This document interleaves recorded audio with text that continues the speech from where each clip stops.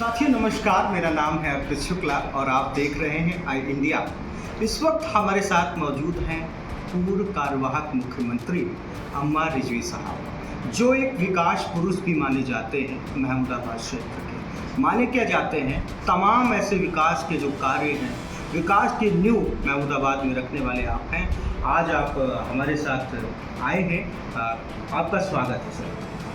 Sir सर्वप्रथम जो Bharatiya Janata party अपनी भाजपा सरकार बना ली है, इस पर आप क्या कुछ कहेंगे? आपको बहुत बहुत शुक्रिया आने का जी। सबसे पहले एक ये ऐतिहासिक काम हुआ है, क्योंकि पंडित जवाहरलाल जी के बाद कोई भी व्यक्ति तीसरी बार भारत का प्रधानमंत्री नहीं बना। और पंडित जी के बाद 2 टर्म तो पूरे किए मनमोहन सिंह जी ने, क्योंकि मनमोहन सिंह जी ने 2 टर्म पूरे किए थे। तीसरी बार तो बने हैं लोग, इंदिरा जी बनी 3 बार, लेकिन टर्म पूरा नहीं हुआ जी। तो ये इन्होंने 2 टर्म पूरे किए हैं मोदी जी ने, और साथ ही साथ तीसरी बार जो है वो शपथ की है, और बहुत ही कामयाबी के साथ इनका पहला दूसरा दोनों टर्म रहे। तो इसके लिए ये एक ऐतिहासिक काम हुआ है, और भारत के 142 करोड़ लोगों की तरफ से मैं समझता हूँ कि उनको मैंडेट मिला है। इलेक्शन जब ख़त्म हो जाता है तो मैंडेट सबका समझा जाता है। अब नरेंद्र मोदी जी जो हैं वो खाली भारतीय जनता पार्टी के या कोalition के प्रधानमंत्री नहीं है, बल्कि 142 करोड़ लोगों के प्रधानमंत्री हैं। तो उनको बहुत बहुत बधाई। मैं भारतीय जनता पार्टी का एक बहुत ही साधारण कार्यकर्ता हूँ, क्योंकि बहुत ज़्यादा वक्त नहीं गुजरा मुझे यहाँ आने में, लेकिन हम अपनी तरफ से और अपने सारे सहयोगियों की तरफ से और महमूदाबाद और ज़िला सीतापुर के बीजेपी के कार्यकर्ताओं की ओर से उनको भी बधाई देंगे।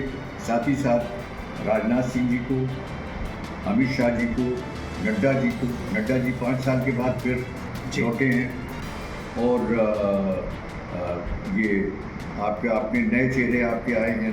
देखिए, जो कई मुख्यमंत्री जो हैं वो इसके अंदर आए हैं, पूरी लिस्ट आप जानते हैं। इन सबको बहुत बहुत बधाई, और हमें पूरी उम्मीद है कि ये गवर्नमेंट जो है ये पहले से ज़्यादा कामयाबी से देश की सेवा करेगी, क्योंकि 10 साल काफ़ी होते हैं तजुर्बे के। अब ये कहा जाए कि जितना एडमिनिस्ट्रेशन को, जितना भारतीय पॉलिटिक्स को, जितना यहाँ की विकास की समस्याओं को, जितना यहाँ की गरीबों के दुख दर्द को मोदी जी जानते हैं, शायद कोई और दूसरा पॉलिटिशियन नहीं जानता है। तो हमें उम्मीद है कि जो उनका एक सपना है कि सबका विकास हो, सबका विश्वास हो, सबका साथ हो, वो पूरी तरह से अगले 5 साल में होगा। साहब, आपने महमूदाबाद के विकास के लिए शिक्षा के क्षेत्र में पॉलिटेक्निक का सफल प्रयास, महमूदाबाद के लिए तहसील का सफल बनाने का सफल प्रयास किया, सफलता हुई आपको प्राप्त हुई। तमाम ऐसे विकास के जो है कार्य आपके द्वारा किए। अभी वर्तमान समय में सीतापुर में गठबंधन जीत गया, लेकिन भाजपा कहीं ना कहीं सरकार भाजपा की बनी हुई है। तो ऐसे में आपको क्या लगता है कि महमूदाबाद में किन बिंदुओं पर आगे कार्य होना चाहिए, और क्या ऐसे विकास कार्य होने चाहिए जिससे यहाँ की आवाम को सहूलियत मिल सके, आराम मिल सके? देखिए जी, कि ये बड़ा एक भावुक सेंटिमेंटल क्वेश्चन है, आपका सवाल है। महमूदाबाद मेरा राजनीति में आने का उद्देश्य था वो कोई वो नहीं था कि मुझे कोई करियर की तलाश थी। मैं पोस्ट ग्रेजुएट कॉलेज का प्रिंसिपल था, और आप जानते हैं पोस्ट ग्रेजुएट कॉलेज का प्रिंसिपल जो है वो एक अच्छा खासा, उसका अपना पैसे से भी कोई ज़्यादा प्रॉब्लम नहीं होती, और एक अच्छा खासा स्टेटस होता है। इंदिरा जी मुझे पॉलिटिक्स में लाई थी 1966 में। एक उद्देश्य हमारे ये ज़रूर था कि महमूदाबाद की जो समस्याएं हैं, जिसे जितना मैं जानता हूँ उतना शायद आप लोग भी नहीं जानते, जो है वो हो चुका, काफ़ी हो चुका। आपके पैर घुटनों तक के कीचड़ में यहाँ की सड़कों में नहीं सने। आप सर के ऊपर अपनी सूटकेस लाद कर बस स्टैंड से घर पर नहीं गए। जी। आपकी हाई स्कूल के बाद शिक्षा यहाँ समाप्त हो जाती थी और सेंटर यहाँ में अहमदाबाद का नहीं था। सेंटर के लिए आपको या तो सीतापुर जाना पड़ता था या बिस्वा जाना पड़ता था। आगे इंटरमीडिएट पढ़ने के लिए आपको अहमदाबाद छोड़ना पड़ता था। मुझे 15 साल की उम्र में, 14 साल की उम्र में मुझे अहमदाबाद छोड़ना पड़ा, लखनऊ जाना पड़ा, अलग खुद से खाना बनाना पड़ता था, सारी चीज़ें थी। तो जो शिक्षा की समस्याएं थी, जो छात्रों की समस्याएं थी, जितना मैं उनसे वाकिफ हूँ, जो मैंने झेला है, वो आप लोगों ने नहीं झेला है। बिल्कुल। इसी तरह से न यहाँ बिजली थी, अंधेरा था, सड़कें नहीं थी। इसी जो चिकमंडी का चौराहा है, यहाँ पर शाम को सियार बोला करते थे आके, ये समझिए। शाम हुई और सियार आपको चिकमंडी चौराहे तक के आके बोला करते थे। लगभग बजे आ जाते थे तो वो बाज़ार में टहला करते थे। ये हालत अहमदाबाद की थी। तो ये सोचा कि कुछ बेकारी यहाँ पर बहुत ज़्यादा थी। 1952 में जब अबॉलिशन हो गया तो जो लोग ज़्यादातर रियासत अहमदाबाद से अटैच थे वो यहाँ से माइग्रेट हो गए। तो एक बहुत बड़ी तादाद जो थी वो बेकारों की, नौजवानों की। जो लोग नहीं गए वो यहाँ बेकारी का शिकार थे। जी। तो हमारे सामने कई समस्याएं थी उस वक्त। सबसे बड़ी शिक्षा की थी, बेकारी की थी, सड़कों की थी। पूरे अहमदाबाद क्षेत्र में जब मैं 1974 में MLA हुआ हूँ तो 1 फीट कह रहा हूँ, याद रखिएगा, 1 फीट मेटल रोड कहीं पर नहीं थी। 1 फीट नहीं थी, 12 इंच जिसे कहते हैं। जी। अगर किसी को वो मेरा चैलेंज है, कोई साहब बड़े यहाँ के बड़े समाज सेवक हों तो बताएं कि कहाँ पर थी। कोई भी नदी जो थी उसके ऊपर पुल नहीं था, न चौका पे था, न कुबरैया पे था, न केवानी पे था, न बकवा पे था। कहीं के ऊपर कोई पुल नहीं थे। बरसात के अंदर पुलियाँ थी छोटी छोटी जो नालों पर थी और वो भी भर उसके ऊपर पानी निकलता था। लोग जो थे उससे क्रॉस नहीं कर सकते थे। रामपुर मथुरा मैं जब पहली बार गया हूँ तो सवेरे 9 बजे से चला था, रात के 10 बजे वापस आया। तो ये हालत रामपुर मथुरा की थी। गांजर में गनरखी और तमाम सब जगहों के ऊपर जाने का सवाल ही नहीं पैदा होता था। तो ये इस क्षेत्र की हालत थी। इसी ने मुझे मजबूर किया कि मैं पॉलिटिक्स या राजनीति में आऊँ, क्योंकि जब तक कि आपके पास कोई पॉलिटिकल या राजनीतिक आपके पास सत्ता नहीं होती या ताकत नहीं होती तो आप मौजूदा ज़माने में कुछ नहीं करा सकते। जी बिल्कुल। आप अगर MLA हैं तो आप बहुत कुछ करा सकते हैं, अगर नहीं है तो आपकी बात कोई सुनेगा नहीं, कोई अफसर भी नहीं सुनेगा। हालांकि सुनना चाहिए उनको, लेकिन कुछ अफसरों का भी कुछ ऐसी मेंटालिटी हो गई है कि अब वो सिर्फ माननीय विधायक और माननीय सांसदी की बात सुनते हैं। प्लानिंग जो है वो सीतापुर से होगी, यानी डिस्ट्रिक्ट से होगी। हम बजट एलोकेट करेंगे और वहाँ के जनप्रतिनिधि जो है वो बैठ के तय करेंगे कि क्या क्या होना चाहिए। तो जैसे सीतापुर के लिए 100 करोड़ आए या 70 करोड़ आए या 90 करोड़ आए तो हर एक को 10 करोड़ रुपए जो है वो मिले। और 10 करोड़ में ये हो गया कि आपके पास इतने ट्यूबवेल्स होंगे, इतने आपके पास स्कूल होंगे, प्राइमरी स्कूल होंगे, या आपकी कंस्टिट्यूंसी को दिए जाते हैं। जी। तो वो जो आज बहुत से हमारे माननीय जो हमारे बाद में आए विधायक लोग वो अपनी बात बताते हैं कि ये हमारा योगदान है, वो योगदान उनका नहीं है, वो योगदान सरकार का है। बिल्कुल। वो योगदान माइक्रो प्लानिंग का है। बिल्कुल सर। और वो योगदान जो है कि उत्तर प्रदेश सरकार का, चाहे कोई भी मुख्यमंत्री रहा हो, किसी की भी सरकार रही हो, चाहे बीजेपी की रही हो, चाहे कांग्रेस की रही हो, चाहे बीएसपी की रही हो, ये उसका है कि उसने आपको 100 करोड़ रुपए दिए, 10 करोड़ में जितने भी प्लानिंग में जो ट्यूबवेल वगैरह आ सके वो आ गए। बिल्कुल। लेकिन इसके अतिरिक्त स्टेट सेक्टर से आप क्या लाए? ये तो बड़ा सवाल है सर। स्टेट सेक्टर से क्या चीज़ लाए? जी। स्टेट सेक्टर को आपको फैक्ट्री लाना चाहिए था। हमें कहते हुए बड़ा तकलीफ होती है कि स्टेट सेक्टर में जो चीज़ें थी वो बंद हुई। यहाँ की मेरे पास वो कागज़ मौजूद है जिसके अंदर श्रीपद मिश्रा जी ने और प्रोफेसर वासुदेव सिंह जी ने यहाँ की हैचरी को जो है वो मंजूर किया, और यहाँ आज तक के हैचरी लग सकती आपके शुगर मिल में। बिल्कुल सर। आप हर गांव में देख लीजिए क्या हालत है, कितनी ज़बरदस्त। एक्चुअली क्या वो डिस्टिलरी नहीं लग सकती। हर गांव में देखिए कितना बड़ा डिस्टिलरी का प्लांट है हर गांव में, बहुत बड़ा है जो हो गया। तो यहाँ पर आप उन चीज़ों को तो कहते हैं कि जो आपको दे दी गई कि ये 100 रुपये आपको दिए गए, इसके अंदर 10 ट्यूबवेल आते हैं, लेकिन इसके अलावा जो है वो क्या काम किया गया है यहाँ पर? क्या यहाँ पर कोई हर जगह, अभी मैं पढ़ रहा था कि 11 ज़िलों के अंदर बहुत सी चीज़ें दी गई, सीतापुर में कोई चीज़ नहीं दी गई। मेरी न मालूम कितने दिनों से मांग ये है कि सीतापुर को वही स्टेटस मिलना चाहिए जो आपको यहाँ नैमिषारण है, चित्रकूट में मिला है। चित्रकूट को कमिश्नरी बनाया है, क्यों नहीं सीतापुर कमिश्नरी हो सकता है? क्योंकि सीतापुर जो है वो वहाँ पर नैमिषारण है। बिल्कुल सर। तमाम सब रिलीजियस प्लेसेस हैं जी। नैमिषारण का जो महत्व है वो शायद ही कहीं के ऊपर हो जहाँ वसुधैव कुटुंबकम की बात की गई, जहाँ पे वेद और पुराण की रचना हुई, जहाँ पे 3 साल तक के सारे हिंदुस्तान के लोगों ने बैठ के मंथन किया। आप उस जगह के ऊपर सब कुछ छोड़े हुए हैं। और मैं उन जो हमारे जनप्रतिनिधि रहे हैं, जो हमारे रिप्रेजेंटेटिव्स रहे हैं, उनसे भी मुझे शिकायत है कि मुझे शिकायत ये है कि मैंने यहाँ पर महमूदाबाद से रेलवे के लिए, क्योंकि ये एरिया बंद है, महमूदाबाद से नूरपुर और इधर आपके शबरी होते हुए बड़ौचा की तरफ से होते हुए कोई भी रेलवे जोसा तक के और श्योता होते हुए लहरपुर की तरफ और हरदौर बनाने की मैं रेलवे ट्रैक की मैंने की। प्राइम मिनिस्टर के यहाँ कई खत आए, पीवी नरसिम्हा राव साहब के उसके ज़माने से कोशिश कर रहा था जी।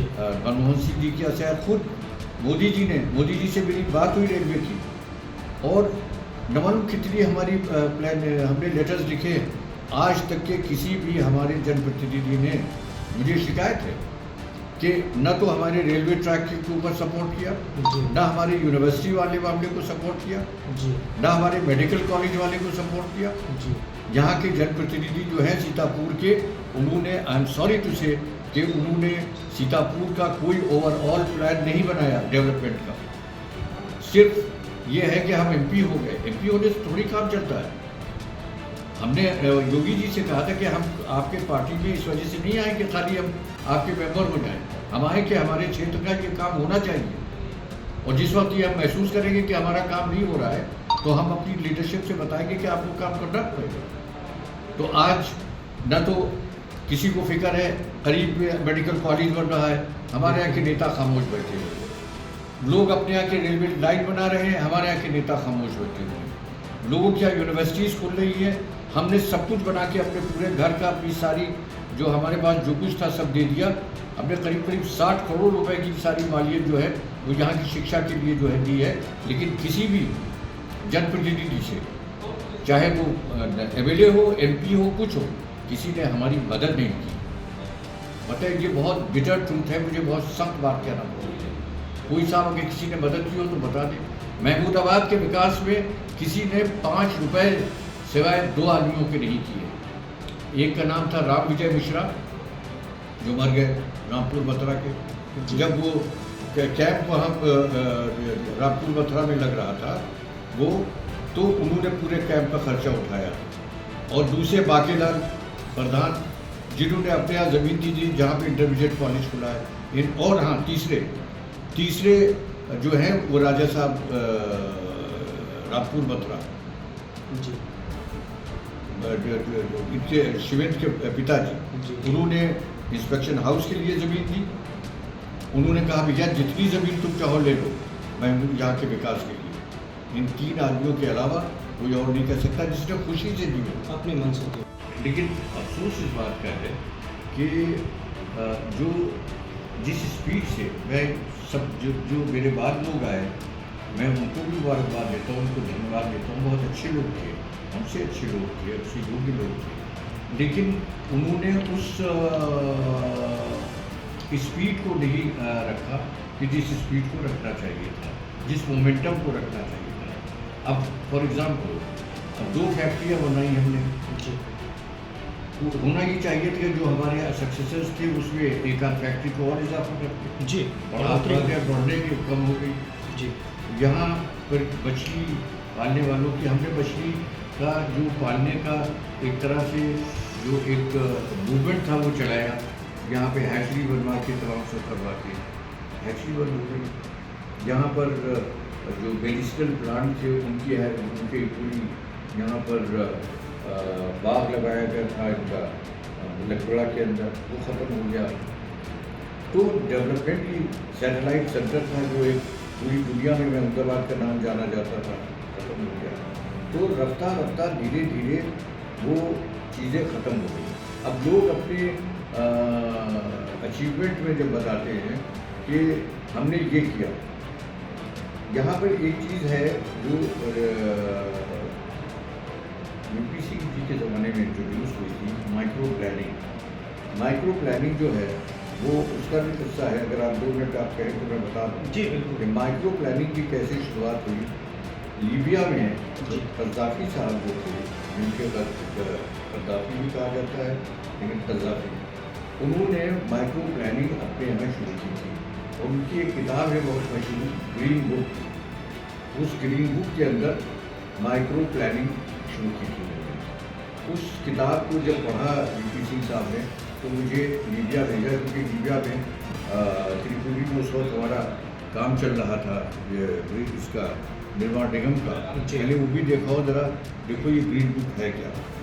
वो ग्रीन बुक जो है वो मैं लाए, उन्होंने पढ़ी। फिर उसके अंदर कद्दाफी साहब ने जो सिस्टम लगाया था वो ये लगाया था कि जो हमारे यहाँ भारतवर्ष में बहुत पहले ईजाद हुआ था, वो कद्दाफी साहब की देन नहीं थी, भारतवर्ष में उससे पहले, आज से 3000 साल पहले हमारे यहाँ गांव में पंचायत जो थी उसके अंदर सारा डेवलपमेंट सब कुछ जो था वो गांव का उसी के जरिए से होता था। वही सिस्टम उन्होंने इंट्रोड्यूस किया। ये हमें झेलना पड़ी, जो हमने करवा दिया उसकी दुश्मनी झेलना पड़ी, लेकिन अपने मन से इन 3 आदमियों के अलावा किसी ने नहीं किया। तो हम कहते हैं हम किसी से कोई पैसा नहीं मांगते, किसी से कोई चीज़ नहीं करते, कम से कम हमें मॉरल सपोर्ट तो दीजिए आप। बिल्कुल। हम जब ये कहते हैं कि सीतापुर कमिश्नरी हो तो क्या बुरी बात कह रहे हैं। जब अगर चित्रकूट कमिश्नरी हो सकता है, सीता आप वकील लोग बैठे हुए इसमें प्रेस वाले भी हैं, अगर आप कमिश्नरी के प्रेस रिपोर्टर हैं तो आपकी हैसियत दूसरी है। बिल्कुल। कमिश्नरी के अगर वकील हैं तो दूसरी है। बिल्कुल। और हम कहते हैं गाजरी क्षेत्र की प्रॉब्लम्स अलग अलग है। हम अहमदाबाद की ज़िले की नहीं, हम गाजरी क्षेत्र की ज़िले की बात कर रहे हैं कि गाजरी क्षेत्र का होना चाहिए। उनका बाद लोगों ने तो हमारा मजाक तक उड़ाया कि हमारे रिजवी साहब को तो कुछ नहीं है, वो गाजरी क्षेत्र की बस बात करते हैं। जब जब मौका आया तो रोका गया। एक मरतबा मुख्यमंत्री यहाँ पर आए, कहा गया लखनऊ को, महमूदाबाद को लखनऊ ज़िले से मिला दिया जाए। अब ये कितनी अकलमंदी की बात है कि बीच में बाराबंकी है, बीच में हाँ बड्डूपुर से ही बाराबंकी है, उसका लखनऊ से कैसे मिलाया जा सकता है। लेकिन सिर्फ इस वजह से किया गया ताकि महमूदाबाद ज़िला न बन सके, इसका क्रेडिट न जाए। राजनाथ सिंह मौजूद हैं, राजनाथ सिंह से क्या चले मेरे साथ, मेरे जो कहना चाहते हैं, राजनाथ सिंह को यहाँ पे रोका गया कि कहीं राजनाथ सिंह आ जाएंगे एज मुख्यमंत्री तो ज़िला घोषित कर देंगे। और बहुत सी चीज़ें हैं। तो महमूदाबाद में मुझे शिकायत है अपने क्षेत्र के और अपने ज़िले के जनप्रतिनिधियों से कि किसी भी चीज़ में हमारा साथ नहीं दिया है। अच्छा, हमें अपने लिए कुछ नहीं चाहिए, हमारे न तो लड़कों को यहाँ पढ़ना है न कोई, ये सब पढ़ लिख के सब तैयार हो चुके हैं। जहाँ जहाँ पढ़ना था जिन जिन जगहों के ऊपर पढ़ लिया उन्होंने। हम तो आप ही लोगों के लिए सब कुछ कर रहे हैं, इसी ज़िले के लिए कर रहे हैं। आप जाइए, आप चले जाइए, जाके देखिए कि दूसरे ज़िलों की क्या हालत है और वह सीतापुर की ज़िले की हालत देखिए। जैसे ही आप सीतापुर में दाखिल होंगे वैसे ही आपको अंदाज़ा हो जाएगा कि किसी नहायत ही पिछड़े हुए क्षेत्र में आप दाखिल होंगे। तो इसकी जिम्मेदारी किसकी है? इसकी जिम्मेदारी उन तमाम सब लोगों की है जो यहाँ के एमएलए रहे हैं, जो यहाँ के एमपी रहे हैं। यहाँ उनसे सवाल हो ना हो, क्योंकि एमपी एमएलए होकर हमने भत्ता ले लिया और वो प्रिविलेज उठा लिए तो अलग बात है। आपने यहाँ के लिए क्या किया है? आज भी सीतापुर को ज़रूरत इस बात की है कि वहाँ का एक डेवलपमेंट प्लान होना चाहिए, एक मास्टर प्लान होना चाहिए। सीतापुर को कमिश्नरी बनवाना चाहिए। सीतापुर में कोई भी फैक्ट्री नहीं है कि जहाँ के अनएम्प्लॉयड लोग पढ़ सके। यूनिवर्सिटी सीतापुर के ऐसा जिला जहाँ के ऊपर वेद और पुराण जो है वो सब किया जाए, वहाँ पर यूनिवर्सिटी नहीं है। बिल्कुल। और जो हम बना रहे हैं, जो हम 60 करोड़ रुपए की सारी अपनी उस जायदाद और सब कुछ दे रहे हैं, उससे हमारे लिए कोई मदद तो नहीं की जा रही। और मदद हम पैसे से नहीं चाहते, मदद चाहते हैं सिर्फ हम आपकी कि आप हमारी मदद करें, आप हमारी चीफ मिनिस्टर से बात करें, लोगों से बात करें, एक माहौल बनाएं कि साहब यहाँ पर होना चाहिए। तो ये है शिकायत जनाब यहाँ के लोगों से कि बहुत आसान है एमएलए हो जाना, बहुत आसान है एमपी हो जाना, लेकिन जो दायित्व आपकी जो जनता आपसे अपेक्षा करती है उस अपेक्षाओं को पूरा करना जो है वो भी बहुत ज़रूरी है, वरना एमएलए होने से कोई फायदा नहीं। तो ये थे डॉक्टर अम्मार रिजवी साहब, जिन्होंने खुल के बताया कि एक ब्लूप्रिंट होना चाहिए विकास का, एक खाका होना चाहिए विकास का। आपने बताया कि दो फैक्ट्रीज, सूत मिल और चीनी मिल, आपके अथक प्रयासों से महमूदाबाद में लग पाई, और ये किसी से नहीं छुपा है कि महमूदाबाद में सूत मिल लुप्त सी हो गई, चीनी मिल घाटे में जा रही है। तो क्या ऐसे में जनप्रतिनिधियों को सामने आकर के विकास की बात नहीं करनी चाहिए? जैसा कि अभी सर ने कहा कि उन्होंने मछली पालन के लिए, बागों के लिए एक आंदोलन सा छेड़ दिया, तो क्या ये सस्टेनेबल डेवलपमेंट, जो दीर्घजीवी विकास की ओर एक बेहतर कदम नहीं है? क्या इसे कोई भी नहीं कर सकता? क्या विकास की बात करना, क्या महमूदाबाद को जिले बनाना, या गांजरी क्षेत्र से महमूदाबाद को गांजरी जो रोड्स हैं, गांजरी क्षेत्र हैं, उनसे लिंक्ड करते हुए एक मार्ग सीधा स्थापित नहीं किया जा सकता है, जिससे गांजर के बच्चे बेहतर शिक्षा प्राप्त कर सकें, बेहतर रोजगार के साधन बन सकें? एक फैक्ट्री खुलती है तो उसके आसपास कई दुकानें होती हैं, फैक्ट्री में तो रोजगार मिलता ही है, आसपास होटल के दुकानों में रोजगार मिलता है, तमाम स्टेशनरीज की दुकानें होती हैं, वहाँ पे रोजगार मिलता है। तो ऐसे में जो गंभीर जो बातें आपके द्वारा कही गई हैं, कहीं ना कहीं इस पे संपूर्ण लोगों को, राजनीतिक लोगों को, सामाजिक लोगों को बढ़ चढ़ के आगे आना चाहिए और विकास के लिए काम करना चाहिए। महमूदाबाद अति पिछड़ा आज भी माना जाता है, और ऐसे में यदि महमूदाबाद विकास की ओर अग्रसर होगा तो ये हम सभी के लिए उपलब्धि होगी। जैसा कि सर ने कहा कि मैंने 60 से 70 करोड़ की चीज़ें, साधन संसाधन मुहैया करा दिए यूनिवर्सिटी बनाने के लिए। मेरे बेटे तो पढ़ चुके हैं, शायद आप जितना पढ़े हैं जिले का कोई भी नेता नहीं पढ़ा होगा, डॉक्टरेट डिग्री शायद ही किसी के पास ना हो। ऐसे में जब आप भविष्य के जो युवा हैं उनके भविष्य के बारे में सोचते हैं, तो ये हम सबका फर्ज बनता है कि हम लोग कंधे से कंधा मिला करके उनके साथ चलें और विकास की इस जो होड़ में हम कहीं ना कहीं अपने क्षेत्र को पीछे न रख सकें। लगातार अपडेट्स के लिए बने रहिए आई इंडिया पर। मैं अर्पित शुक्ला, नमस्कार।